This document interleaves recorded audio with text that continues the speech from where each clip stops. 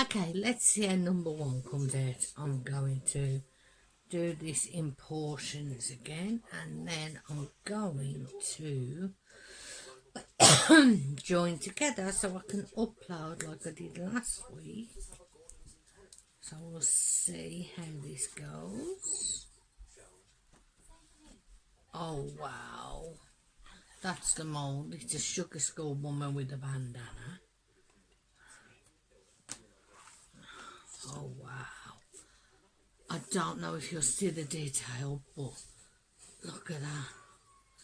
I think next time I might paint it, or I might get a dotting tool and some acrylic paint and try using that, but that's come out really well. I'm really pleased with that one. Let's see how this one comes out. This obviously is a finger doing a rude gesture that we all do very, very often. So let's see how this one comes out. I'm going to do it gently because I don't want to snap any of those digits. That obviously has got to be broken off the side. I'm sorry if you hear any background noises. Need a little bit of trimming here and here. I can do that later with my knife. I just need, no, I thought that had got a bubble hole in it, but no, that's actually in the design of the finger. They put a knuckle in it there. So when you look at it here, you actually do see the knuckle holes. Those are not bubble holes, they're in the design of the hand, but look at that. I can just imagine if somebody annoys me now, me doing this. Yes. There's a little bit of trimming needed with scissors in between the one finger and on the edge. And it needs a knife just to go in there where the key ring will hold it. But really well how that's turned out. I will be right back with the next item. I'm not sure who is aware what the semicolon represents. But I have done these key rings for my mum and myself. With my dad's help, of course. I mean, he does most of the work, you know. I'll be honest, he does most of the work. On the Saturday, I just assist. But I'm really intrigued to see how these come out. And I'm going to take it slow because I don't want to damage them at all. There is the first one. That's absolutely lovely. It's like chocolate brown. I mean, I don't think that was what we were going for, but it's come out really well, and so is this one. I mean, just look at that. Look at the shine on that and the detail, and as you turn it in the light, it goes from dark to light and back. That's absolutely gorgeous, and I will be right back with the next one.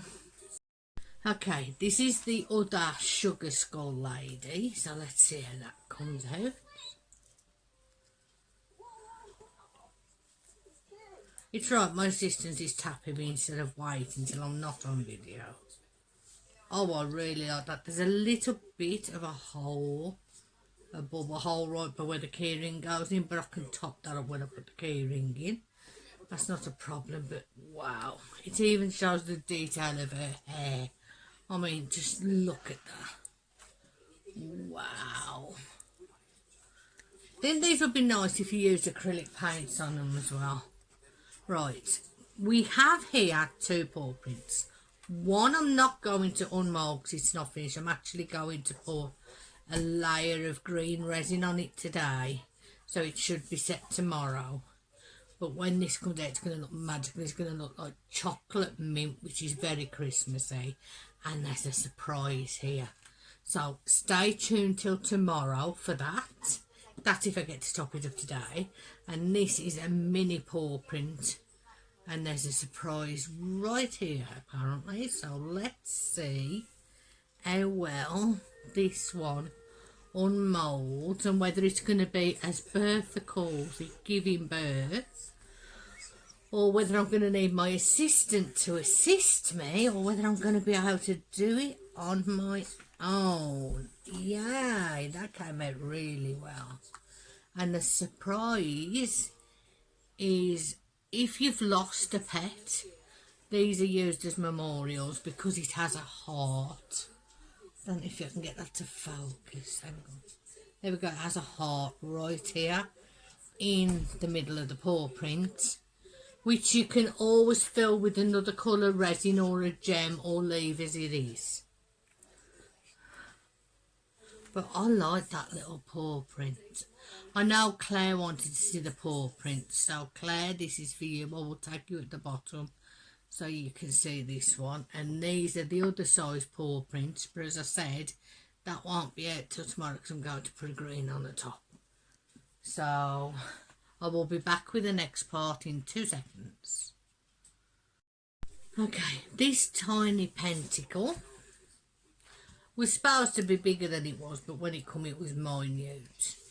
And because it's so minute, this is my second paw. We keep getting slight bubbles, but I'm hoping this one is going to be better than the first. And it's so tiny, it doesn't want, I'm going to have to get some mould release because it doesn't want to come out.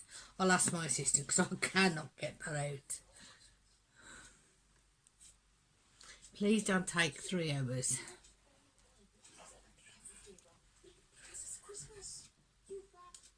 What I will do is pause and come back. Okay, we're back. And it is out the mould. And luckily enough, this one is only one tiny little hole, and that can be filled up with a drop of UV. Oh no, there's another one there. But a coat of UV nail varnish will fix that. To be honest, I'm not sure I like this mould, because it is giving me so many issues. I've tried it with UV and with epoxy, and I'm just getting so many issues with it. So if anybody knows how to stop that issue, can you see those tiny little holes? Yeah, there. If anybody knows how to stop that, please comment below. But yeah, there's the pentacle. The difference between a pentacle and a pentagram is the circle. The pentagram is just the 5-pointed star. The pentacle is the 5-pointed star surrounded by a circle. And I will be right back with the final one too. Now, with these two, I am so excited to see how they turn out. But I'm also apprehensive about how they're going to come out the mould, because I don't have any silicone spray. Really need to invest into them. And plus this tail is so delicate. I really don't know. Let me pause a minute. Okay, sorry about that. My phone rang. Well, the bottom bit's kind of revealing. I can see its lovely little face. But I'm struggling with this tail, and I don't want to break it. So I think what I'm going to do is pause and have my assistant help me, and before we completely unmould, I shall come back. Okay, let's try a bit more. It's coming, look. It's this blooming tail. There's so much detail in it. Ah, there we go. Oh, that is absolutely gorgeous. And there's no overspill, no trimming needed, no nothing. That's as smooth as a baby's bottom. Look at that. And can you see the reds and the champagne colours? That's absolutely good. So you just heard from the gasp.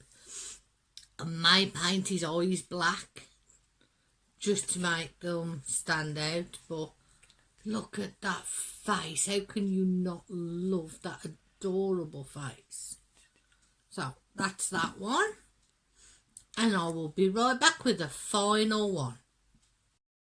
And now we are here with our final fish. I don't know how easy or hard this one is going to be to demould.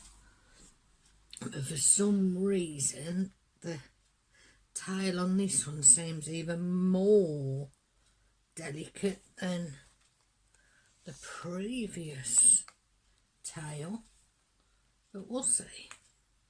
Okay, that ends out. So now let's loosen this, because there's a lot of detail on the sides and I don't want to break those fins or eyes. So I'm going to take it slow. If the peanut gallery would stop interrupting. See, right now, if I can just loosen them, then we can worry about pulling them off. But I don't want to. Oh, dang it, there's a hole on that one.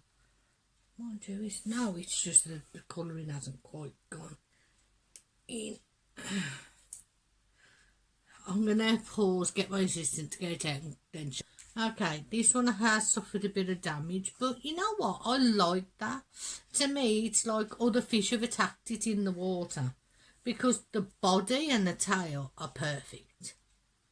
Absolutely perfect. It's just the fins have a little bit of damage on them, on both sides in different places. And because it's not in the same place, to me it looks like another fish has took a nibble out of it here and there. I like that, it gives it character. So if the person it's for doesn't like it, I'll keep it for myself. So there we go, that's Resin with Dad number 3 finished.